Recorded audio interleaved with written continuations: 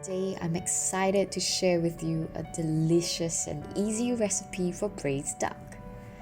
Juicy, savoury umami are just some words to describe this dish, and it might just become one of your family favourites. Let's dive into the recipe, shall we? We are going to start by frying up some aromatics with a tablespoon of sesame oil.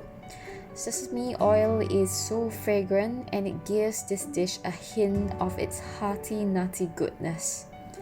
The spices we are going to use are 5 cloves of garlic, 1 cinnamon stick, 3 green cardamoms, 3 cloves, 3 star anise, 1 large bay leaf, 7 slices of ginger, and 4 slices of blue ginger.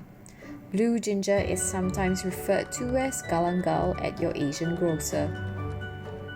So we are going to toast the spices in sesame oil until it releases some of the wonderful fragrances released from the spices. Here they should brown a little. When the spices are ready, be ready to shift the aromatics to the side of the pan to make space for the duck. For my duck braise, I like to cut off the tail of the duck, as the tail tends to be really oily. The head and the neck of the duck is going to give you a tasty broth, even if you're eventually not going to be eating the neck or the head of the duck. And here, to add flavour to the braise, we are going to try to brown as much of the surface of the duck. The chemical reaction, also known as the Maillard reaction between amino acids and reducing sugar, gives brown food a distinctive flavour. Once we have sufficiently browned the duck, to the wok, we add 9 tablespoons of soy sauce, half a cup of rock sugar, and 4 tablespoons of dark soy sauce. Well, the difference between soy sauce and dark soy sauce is that dark soy sauce is aged for a longer period of time, usually with molasses or caramel and a bit of cornstarch. Here, water is added to braise the duck. Cover the lid and return in 30 minutes. Now that 30 minutes is up, we are going to flip the bird. The first 30 minutes was used to cook the thicker part of the duck, which is the breast portion.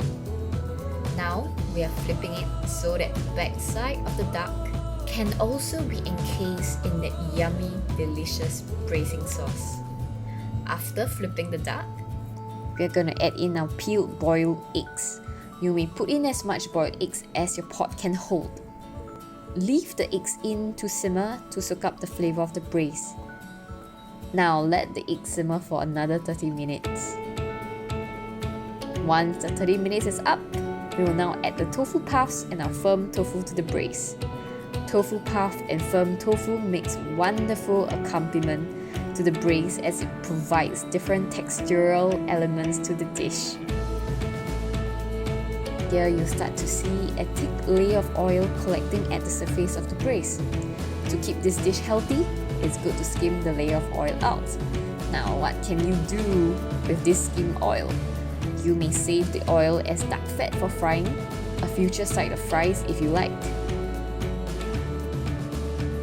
We are going to return the braised duck for simmer for the last 30 minutes.